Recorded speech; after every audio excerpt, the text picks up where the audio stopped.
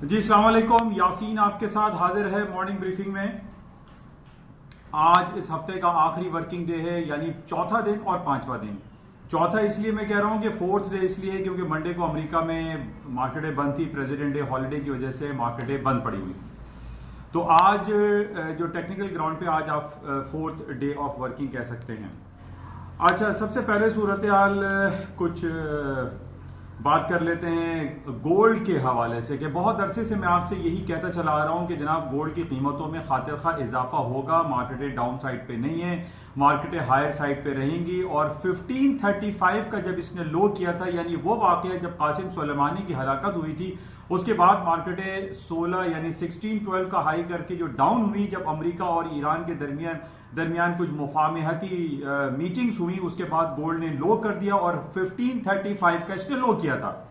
और मैंने, अगर आपको याद हो तो उस वक्त भी मैंने आपको यही कहा था कि गोल्ड की मार्केटों में तेजी ही दिखाई देती है, क्योंकि जो हालात व वाकयात हमें जो जियो पॉलिटिकल सिचुएशन है वो इतनी ज्यादा अच्छे दिखाई नहीं देते, खासतौर पर अरब वर्ल्ड में।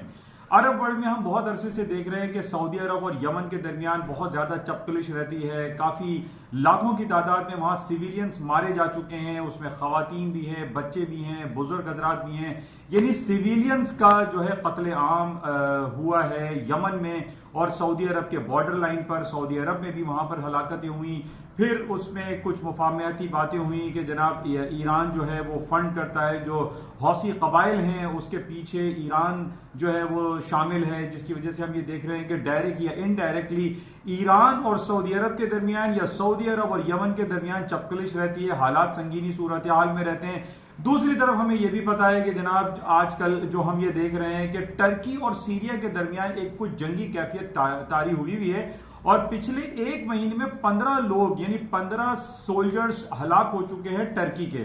तो ये बड़ी संगीन सूरत हाल हमारे सामने रहती है। और इसके साथ ही जो इसराइल और फलस्तीन या इसराइल और अमेरिका के माबैन जो एक पीस प्लान पेश किया गया है पिछले 15-20 दिन पहले, जनाब नेतन्याहू साहब और ट्रंप साहब ने ये कहा कि बहुत अच्छा पीस प्लान है, लेकिन इस पीस प्लान को सरासर रिजेक्ट कर दिया फलस्तीनी हुक्काम ने। उन्होंने ये कहा कि जनाब जिसके लिए पीस प्लान लेकर आया जा रहा है वो पीस प्लान के लोग उस मीटिंग में मौजूद ही नहीं है और ये पीस प्लान बगैर फलस्तीन की रजामंदी से जो है वो पेश किया गया है। तो इन तमाम सूरत हाल के पेश नजर मैंने आपसे पहले भी ये कहा था कि गोल्ड की कीमतें टेक्निकल ग्राउंड पे 1480, जब ये बहुत नीचे ट्रेड हो रहा था कि 1480 से मार्केट ऊपर निकलेगी तो ऊपर जाएगी। 1540 का इसका लेवल था, मार्केट 1540 से ऊपर चली गई। तब भी मैं आपसे यही कहता रहा कि जियो पॉलिटिकल सिचुएशन के accordingly and as well as जो टेक्निकल ग्राउंड हैं उस पे गोल्ड की कीमतें हायर साइड पे रहेंगी। और कुछ यही सूरत हाल आज हम ये देख रहे हैं कि गोल्ड जो है वो रोज बरोज जो है, जिस तरीके से अमेरिका की स्टॉक मार्केटें तारीख की नई बुलंद तरीन सतहों को छूती रही, और आज कुछ सूरत हाल हमारे सामने गोल्ड के हवाले से है कि गोल्ड ने आज 1640 का हाई कर दिया है और मार्केट में मजीद पोटेंशियल दिखाई दे रहा है कि 1645 तक मार्केट जा सकती है।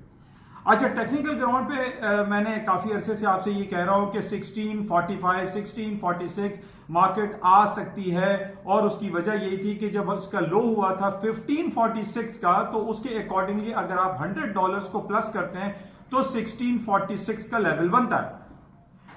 अब आज है फ्राइडे, आज मार्केट की बड़ी इंपॉर्टेंट क्लोजिंग है। जैसे कि हमेशा मैं आपसे ये कहता हूं कि जब भी मार्केट की वीकली क्लोजिंग होती है या मंथली क्लोजिंग होती है या क्वार्टरली क्लोजिंग होती है, उसकी अहमियत बहुत ज्यादा होती है। और आज मैं आपको ये बताता चलूं कि आज अगर मार्केट 1546 के ऊपर क्लोज हुई या इवन के अगर 1550 के ऊपर भी क्लोज हुई तो गोल्ड की मार्केटों में मजीद पोटेंशियल दिखाई दे रहा है। मार्केट 1700 की तरफ जाती हुई दिखाई देगी अगर मार्केट ने 1646, आप नोट कर लें 1646 या साइकोलॉजिकली 1550 के ऊपर की मार्केट क्लोज होती है तो पोटेंशियल बहुत ज्यादा एग्जिस्ट दिखाई देता है। गोल्ड की कीमतों में खातिर खा मजीद इजाफा हो सकता है। अच्छा, मैंने कल भी आपसे ये कहा था कि हर खबर के पीछे एक खबर है और वो है कोरोना वायरस।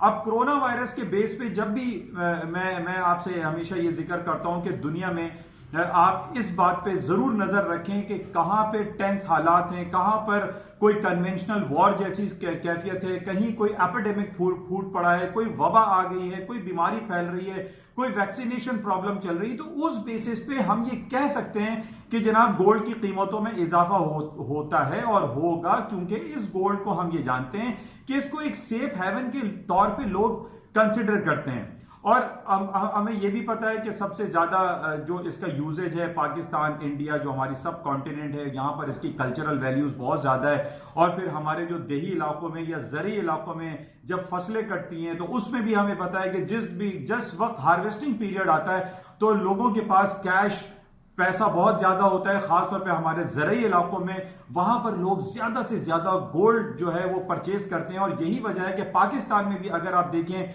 तो गुजरावाला, फैसलाबाद, मुल्तान, लाहौर, वहां पर गोल्ड की खरीदारी कराची से बहुत ज्यादा है, क्योंकि वजह यही है कि वो ज़रई इलाके हैं, जब वहां फसलें कटती हैं तो वहां लोग सेफ हेवन के तौर पे या इन्वेस्टमेंट के तौर पर गोल्ड की कीमतों को ऊपर जाते हुए देखते हैं और गोल्ड को खरीदते हैं। और आज कुछ सूरत हाल यही होगी, क्योंकि फॉलो द ट्रेंड वाली बात होती है कि जब गोल्ड में तेजी आती है तो हर आदमी उसको बाय करने की कोशिशों में लग जाता है।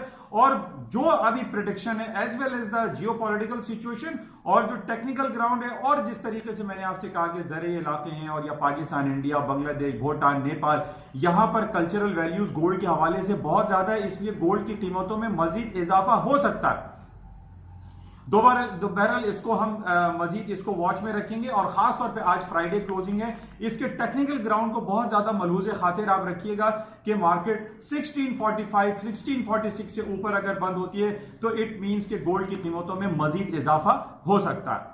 अच्छा, इसके साथ ही कुछ जो गोल्ड के हवाले से मैंने आपसे जिक्र कर दिया, इसराइल, सीरिया, टर्की, ये सब कोरोना वायरस, इस बेसिस पे गोल्ड ऊपर जा रहा है। अच्छा, इस बेसिस पे आज हम ये देख रहे हैं कि पूरी दुनिया की कुछ स्टॉक की बात करते हैं। अमेरिका की स्टॉक मार्केटें कल से थोड़ा सा डाउनफॉल का शिकार हुई हैं। अच्छा, उस डाउनफॉल का शिकार, जैसा कि मैंने आपसे हमेशा ये कहा है कि हर खबर, पिछले एक महीने से कह रहा हूं कि हर खबर के पीछे एक ही खबर है और वो है कोरोना वायरस। अच्छा, अब हमारे पास जो डिफरेंट खबर आ रही है उसमें कल की ताजा तरीन जो आज भी खबरें में लगी हुई है कि साउथ कोरिया में एक दिन में तकरीबन 200 लोगों की हलाकत हुई है और उनके जो कोरोना वायरस के केसेस हैं वो डबल हो गए हैं। यानी विद इन 2 और 3 डेज में उनके जो कोरोना वायरस के केसेस थे वो डबल हो गए और वह हलाकतें डबल हुई हैं। जबकि दूसरी तरफ हम ये देख रहे हैं कि चाइना की जो रिपोर्ट हमारे पास आ रही है उसमें यह कहा जा रहा है कि चाइना में जो कोरोना वायरस के केसेस है वो डिक्लाइन हुए हैं, वो नीचे की तरफ आ रहे हैं और हालात बेहतर है। जबकि वर्ल्ड हेल्थ ऑर्गेनाइजेशन की तरफ से भी बहुत ज्यादा इस बात को सराहा जा रहा है कि चाइना बहुत अच्छे इकदाम कर रहा है और कोरोना वायरस को खत्म करने के लिए बहुत ज्यादा पेशकदमी जो है उसकी तरफ से देखी जा रही है, जो कि बहुत पॉजिटिव एटीट्यूड है। अच्छा, अब हम ये देख रहे हैं कि स्टॉक मार्केट जो पिछले 3.5 सालों से जब से ट्रंप साहब आए, मैं आपसे यही कह रहा हूं कि जनाब स्टॉक मार्केटों में तेजी है, तेजी है, तेजी है। और जनाब ट्रंप के खिलाफ जितने भी केसेस हमने देख लिए, चाहे वो रॉबर्ट मुलर की इन्वेस्टिगेशन का सिलसिला हो या सीनेट में उनकी इंपीचमेंट के हवाले से सिलसिला हो या कांग्रेस में कोई करारदाद उनके खिलाफ पास होती है, तो कुछ भी नहीं हो रहा। हम ये देख रहे हैं कि बिलियंस ऑफ डॉलर के टैक्सेस ट्रंप साहब ने लगाने की बात की चाइना के ऊपर, उस पर भी कुछ नहीं हुआ और मार्केटें हाई पे हाई बनाती चली गई। अब हमारे पास बहुत अच्छी बातें आ रही हैं कि जनाब अमेरिका और चाइना के दरमियान मुफाहमती पॉलिसी इख्तियार की गई है और जनाब बिलियंस ऑफ डॉलर के जो टैक्सेस दोनों ने एक दूसरे मुल्कों पे लगाए थे उसको उन्होंने कंसेशन दिया है एक दूसरे को। अच्छा, अब लेकिन जो स्टॉक मार्केट डाउन हो रही है उसमें हर दूसरी खबर के पीछे कोरोना वायरस। अब 2 दिन पहले यह खबर आ गई कि दुनिया की सबसे बड़ी कंपनी एप्पल जो है उसने $1 ट्रिलियन को सबसे पहले टच किया था मार्केट कैप के हवाले से। उसने यह खबर दी कि जनाब अप्रैल में जो इनकी क्वार्टरली रिपोर्ट आएगी यानी फर्स्ट क्वार्टर ऑफ 2020 उसकी रिपोर्ट खराब आने का अंदेशा है। और ये कह रहे हैं कि जनाब 50%, बहुत बड़ी रिपोर्ट है, उसमें ये कह रहे हैं एप्पल वाले कि 50% डिक्लाइन हो रही है उनकी सेल ओनली इन चाइना।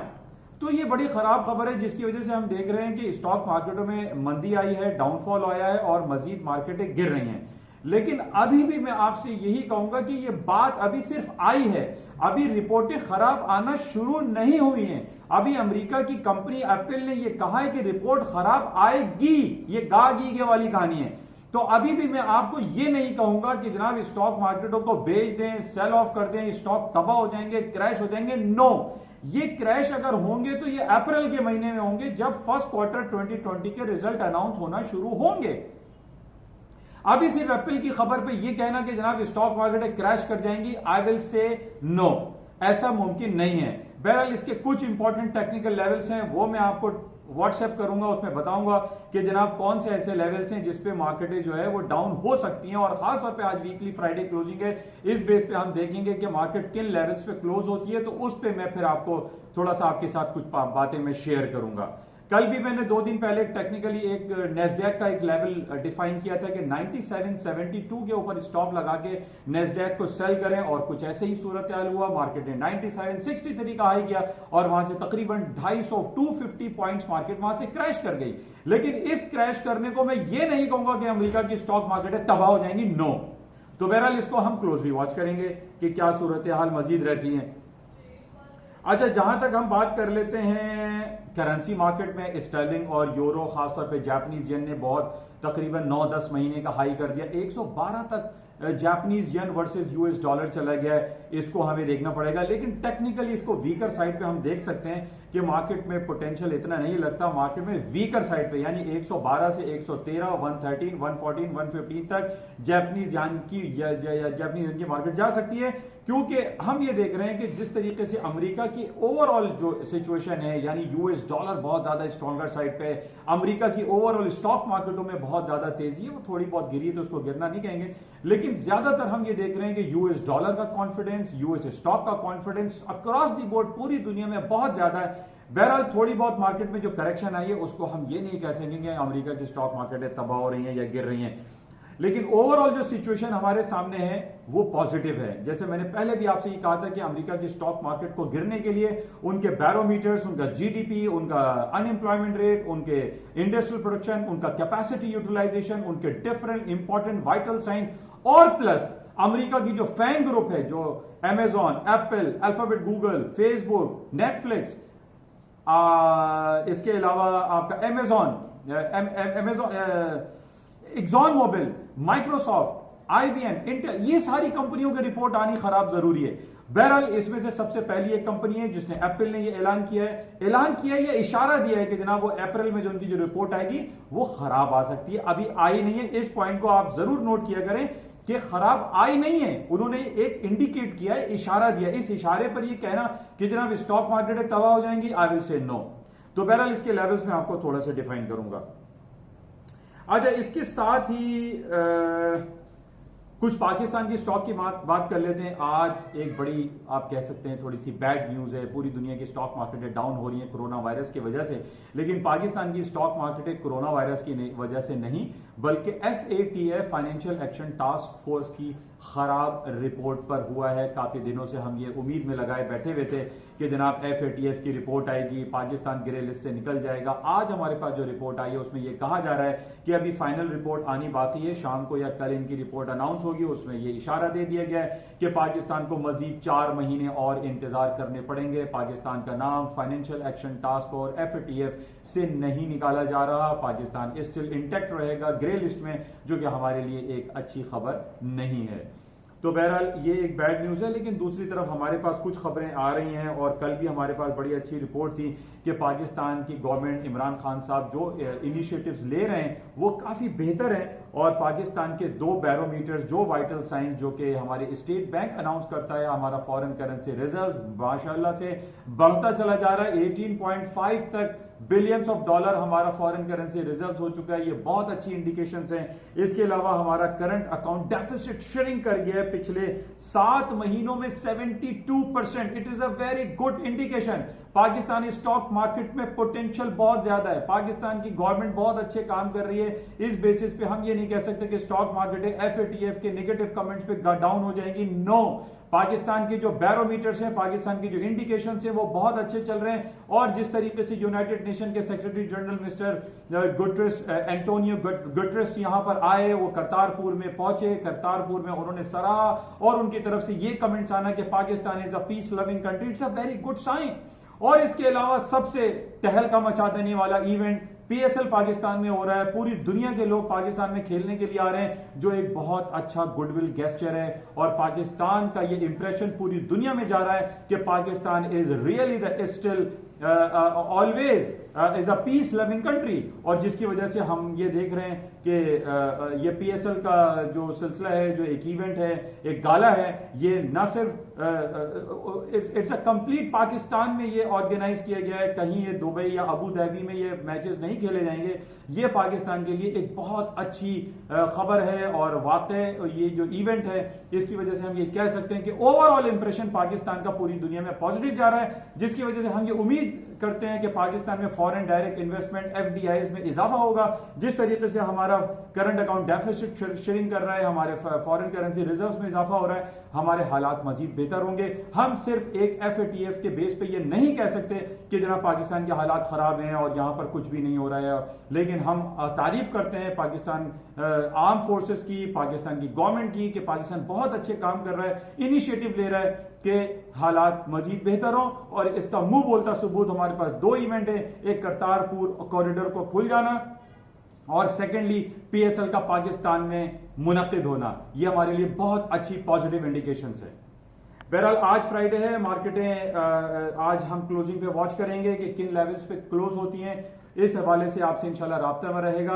अच्छा, चलते हुए मैं आप उन तमाम लोगों का बहुत ज़्यादा शुक्रगुजार हूँ जो मुझे गाहे बगाहे टेलीफोन कॉल करके या मुझे मैसेज करके ये मुझे कहते हैं कि आपके ये यूट्यूब चैनल बहुत ज़बरदस्त जा रहा है। आप ख़ासतौर पे जो स्टॉक मार्केट और गोल्ड के हवाले से आपकी जो कमेंट्री आती है उसमें बहुत ज़्यादा उनको जो है बेनिफिट्स हुए हैं, प्रॉफिट गेन किया है। ये मैं आप लोगों का शुक्रगुजार हूँ कि आप लोग सराहते हैं और आप मेरी बातों को सुनते हैं। मैं सिर्फ हमेशा आपसे यही कहता हूं कि हम जब इस पूरी इंटरनेशनल फाइनेंशियल मार्केट में या लोकल मार्केट में या आप गोल्ड सिल्वर की जो ट्रेडिंग करते हैं, इसमें आपका जो पोर्टफोलियो आप अपना मैनेज करते हैं, इस पे आपको नजरें रखनी चाहिए। आपको पता होना चाहिए कि मार्केट ऊपर क्यों जा रही है, मार्केट नीचे क्यों आ रही है, मार्केट में कौन सी ऐसी खबर है जिसका नेगेटिव या पॉजिटिव इफेक्ट जो है हमारी मार्केट पे पड़ सकता है, जो फाइनेंशियल इंस्टीट्यूशंस हैं या हमारे पोर्टफोलियो को वो मजीद बेहतर कर सकता है। तो कहने का मकसद या आपसे इस राब्ते का मकसद सिर्फ और सिर्फ यही होता है कि एक छोटा सा एक आपको क्लू मिल जाए, एक पॉइंट मिल जाए, एक सोर्स मिल जाए कि what is happening around the market और गोल्ड सिल्वर या स्टॉक मार्केट में या पाकिस्तान या दूसरी मार्केटों में क्या हो रहा है और किन खबरों पे और किन आर्टिकल्स पे मार्केट मूव करती है। मैं आप तमाम लोगों का शुक्रगुजार हूँ कि आप इस यूट्यूब चैनल को सराहते हैं। मैं इस हवाले से I am very grateful to you all.